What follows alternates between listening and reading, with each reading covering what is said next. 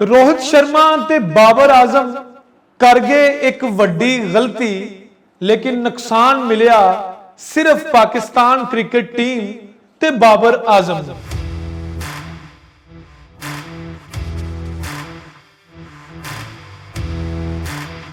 सत श्री अकाल, नमस्कार ते अस्सलाम वालेकुम। तुसीं वेख रहे हो Indos TV Australia sports corner दे विच तुहानूं जी आयां नूं। नाज़रीन, पाकिस्तान ते इंडिया दे दरमियान होने वाले एशिया कप के दूसरे मैच दे विच इंडिया ने पाकिस्तान नूं हराया 5 विकटां तो, ते उस तो बाद बहुत ज़्यादा तनकीद की जा रही है पाकिस्तान दे विच पाकिस्तान क्रिकेट टीम दे उत्ते। पहली अरी वेखण नूं मिल रहा है कि पाकिस्तान क्रिकेट टीम के कप्तान बाबर आजम नूं भी बहुत ज़्यादा क्रिटिसाइज किया जा रहा है।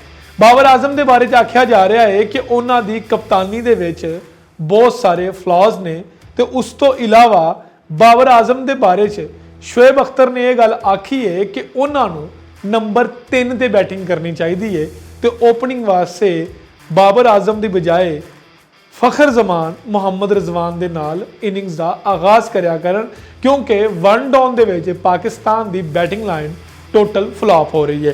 खैर, ये तो एक किस्म के एनालिसिस या एक किस्म की क्रिटिसिज्म जिहड़ी हो रही है वो हर टीम के हारन तो बाद उहदे उत्ते होंदी जरूर है। मैच बहुत वधिया होया, पाकिस्तान आखिरी गेंद तक लड़िया, पर मैच जिहड़ा वो इंडिया ने अपने प्रैशर नूं कंट्रोल करदे होया वो मैच अपने नाम किया।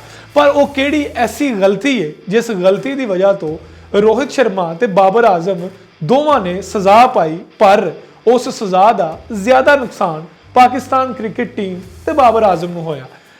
नाज़रीन, गल कुछ इस तरह है कि स्लो ओवर रेट जिहड़ा हैगा ये क्रिकेट दे विच कोई नवीं शै नहीं हैगी।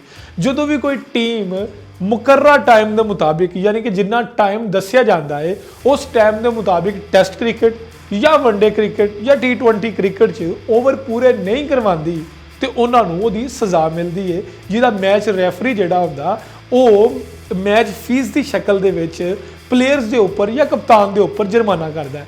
टेस्ट ते वनडे क्रिकेट च ये असूल हले भी इंज ही है कि जदों कोई टीम किसी भी तरीके दे नाल, यानी कि अगर 3 घंटिया 50 ओवर कराने ने, अगर 3 घंटे 50 ओवर नहीं होंगे तो मैच खत्म होने तो बाद टीम के उपर जुर्माना होंदा, जिहड़ा ज़्यादातर 30% या कप्तान नूं 50% तक जुर्माना होंदा है। पर T20 क्रिकेट नूं मजीद दिलचस्प करने लई, सनसनीखेज करने लई ICC ने स्लो ओवर रेट का एक नवा कानून मुतारफ कराया है।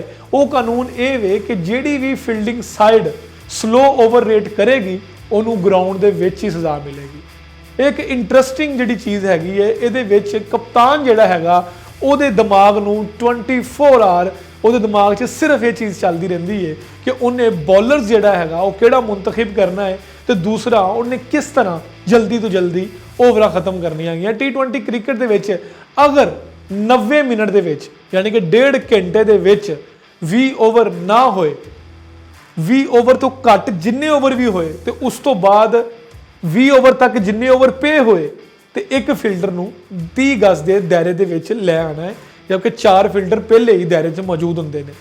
बाबर आजम ते रोहित शर्मा इन्हां दोवां ने यह सेम गलती की। रोहित शर्मा 90 मिनट च 20 ओवर नहीं करा सके, वो सिर्फ 17 ओवर ही करा सके। जो 17 ओवर करा सके तो उस टाइम अंपायर्स ने जिहड़ा हैगा उन्होंने पाबंद किया कि वो अपना एक फील्डर मजीद दायरे के अंदर, यानी कि 30 गज की जी दायरा होंदा उहदे अंदर लैके आन। जो रोहित शर्मा वो फील्डर अंदर लैके आए तो उन्होंने यह नुकसान नहीं होया, क्योंकि उस वेले पाकिस्तान अपनी 9 विकटां गवा चुकिया सी। उस वेले पाकिस्तान के टेल एंडर्स जिहड़े हैगे सी हारिस रऊफ ते शाहनवाज दानी वो क्रीज ते मौजूद सी। नो डाउट कि शाहनवाज दानी ने 2 वड्डे छक्के भी मारे, लेकिन जो फील्ड दायरे च होवे तो ज़्यादातर नुकसान चौका वजन का होंदा है, तो चौका पाकिस्तान एंड ते नहीं मार सकिया। इसलिए पाकिस्तान ने वो 3 ओवरां दे विच सिर्फ 18 तो 19 रन जिहड़े वो बटवारे, तो पाकिस्तान नूं इन्ना ज़्यादा फायदा रोहित शर्मा की इस गलती का नहीं होया। दूजी तरफ बाबर आजम कोल भी एक गलती हुई कि बाबर आजम जिहड़े सी वो भी 20 ओवर 90 मिनट दे विच नहीं कर सके। बाबर आजम 16 ओवर तो कुछ गेंदा हुई सी, 90 मिनट पूरे हो गए, जिस तो बाद उन्होंने भी एक फील्डर दायरे के अंदर करना पिया। उस फील्डर के आने तो बाद उस वेले इंडियन टीम के ਜਿਹੜੇ ਉਸ ਵੇਲੇ ਦੇ ਬੱਲੇਬਾਜ਼ ਹਾਰਦਿਕ ਪਾਂਡਿਆ ਸੀ ਉਹਨਾਂ ਦੇ ਦਿਮਾਗ 'ਚ ਇੱਕੋ ਹੀ ਚੀਜ਼ ਚੱਲ ਰਹੀ ਸੀ ਕਿ ਉਹਨਾਂ ਨੇ ਹੁਣ ਗੈਪ ਜਿਹੜਾ ਉਹ ਕਿੱਥੇ ਲੈਣਾ। ਤੇ ਉਸ ਤੋਂ ਬਾਅਦ 3 ਚੌਕੇ ਜਿਹੜੇ ਹਾਰਦਿਕ ਪਾਂਡਿਆ ਨੇ ਮਾਰੇ ਉਹ ਐਕਸਟਰਾ ਫੀਲਡਰ ਦਾਇਰੇ ਦੇ ਅੰਦਰ ਆਉਣ ਦੀ ਵਜ੍ਹਾ ਤੋਂ ਮਾਰੇ ਗਏ, ਮਿਡ ਔਨ ਤੇ ਮਿਡ ਆਫ ਦੇ ਉੱਪਰ। ਜਦੋਂ ਮਿਡ ਔਨ ਤੇ ਮਿਡ ਆਫ ਦੇ ਉੱਪਰ ਹਾਰਦਿਕ ਪਾਂਡਿਆ ਨੇ 3 ਚੌਕੇ ਮਾਰੇ ਤੇ ਬਾਬਰ ਆਜ਼ਮ ਨੂੰ ਯਕੀਨਨ ਆਪਣੀ ਇਸ ਗਲਤੀ ਦਾ ਜ਼ਰੂਰ ਅਹਿਸਾਸ ਹੋਇਆ ਹੋਵੇਗਾ।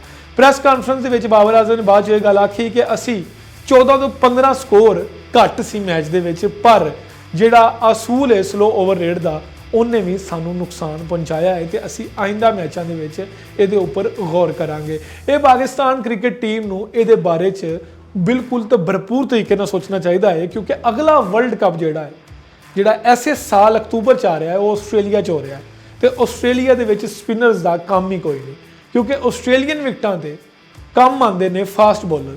4 ਫਾਸਟ ਬੋਲਰ ਖਿਡਾ ਕੇ ਉਹਨਾਂ ਕੋਲੋਂ 90 ਮਿੰਟ 'ਚ ਓਵਰਾਂ ਕਰਾਉਣਾ ਬੜਾ ਕਠਿਨ ਤੇ ਔਖਾ ਕੰਮ ਹੋਏਗਾ, ਜਿਹਦੇ ਉੱਤੇ ਹਰ ਕਪਤਾਨ ਨੂੰ ਸੋਚਣਾ ਚਾਹੀਦਾ ਹੈ। ਸਲੋ ਓਵਰ ਰੇਟ ਦੀ ਵਜ੍ਹਾ ਤੇ ਪਾਕਿਸਤਾਨ ਇਹ ਮੈਚ ਜਿਹੜਾ ਹੈਗਾ ਬਚਾ ਤੇ ਨਹੀਂ ਸਕਿਆ, ਪਰ ਪਾਕਿਸਤਾਨ ਨੂੰ ਇੱਕ ਸਬਕ, ਇੱਕ ਲੈਸਨ ਜ਼ਰੂਰ ਮਿਲਿਆ ਹੈ, ਨਾ ਸਿਰਫ ਪਾਕਿਸਤਾਨ ਨੂੰ ਬਲਕਿ ਇੰਡੀਅਨ ਕਪਤਾਨ ਨੂੰ ਵੀ, ਕਿ ਅਸੀਂ 90 ਮਿੰਟ ਦੇ ਅੰਦਰ 20 ਓਵਰ ਜਿਹੜੇ ਹੈਗੇ ਨੇ ਉਹ ਕੰਪਲੀਟ ਜ਼ਰੂਰ ਕਰਾਣੇ ਹੈਗੇ। ਇਸ ਲਈ ਕਪਤਾਨ ਨੂੰ ਹਰ ਵਕਤ ਹਾਜ਼ਰ ਦਿਮਾਗ ਰਹਿਣਾ ਚਾਹੀਦਾ ਹੈ।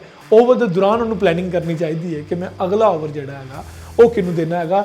ਇਸ ਤੋਂ ਬਾਅਦ ਪਾਕਿਸਤਾਨ ਦਾ ਅਗਲਾ ਮੈਚ ਹਾਂਗਕਾਂਗ ਨਾਲ ਹੈ ਤੇ ਇੰਡੀਆ ਦਾ ਮੈਚ ਵੀ ਜਿਹੜਾ ਉਹ ਹਾਂਗਕਾਂਗ ਦੀ ਟੀਮ ਨਾਲ ਹੈ। ਤੇ T20 ਕ੍ਰਿਕਟ ਦੇ ਵਿੱਚ ਕਿਸੇ ਵੀ ਟੀਮ ਨੂੰ ਹੌਲਾ ਸਮਝਣਾ ਸਭ ਤੋਂ ਵੱਡੀ ਬੇਵਕੂਫੀ ਹੁੰਦੀ ਹੈ। ਪਾਕਿਸਤਾਨ ਤੇ ਇੰਡੀਆ ਜਿਹੜੀ ਹੈਗੀ ਉਹ ਅੱਗੇ ਸੁਪਰ 4 'ਚ ਵੀ ਇੱਕ ਦੂਸਰੇ ਨਾਲ ਮੁਕਾਬਲਾ ਕਰਨਗੇ। ਦੋਵਾਂ ਕਪਤਾਨਾਂ ਦੇ ਜ਼ਿਹਨ ਦੇ ਵਿੱਚ ਸਲੋ ਓਵਰ ਰੇਟ ਦਾ ਇਹ ਕਾਨੂੰਨ ਲਾਜ਼ਮਨ ਹੋਏਗਾ। ਪਾਕਿਸਤਾਨ ਤੇ ਇੰਡੀਆ ਦੇ ਅਗਲੇ ਮੈਚ ਦੇ ਵਿੱਚ ਕਿਹੜੀ ਟੀਮ ਇਸ ਕਾਨੂੰਨ ਦੀ ਵਜ੍ਹਾ ਤੋਂ ਜਾਂ ਇਸ ਕਾਨੂੰਨ ਦੇ ਉੱਪਰ ਪੂਰੇ ਤਰੀਕੇ ਦੇ ਨਾਲ ਕਾਬੂ 'ਚ ਆਉਂਦੀ ਹੈ, ਇਹ ਆਉਣ ਵਾਲਾ ਵੇਲਾ ਹੀ ਦੱਸੇਗਾ। ਤੁਸੀਂ ਵੇਖਦੇ ਰਹੋ ਇੰਡੋਜ਼ TV ਆਸਟ੍ਰੇਲੀਆ।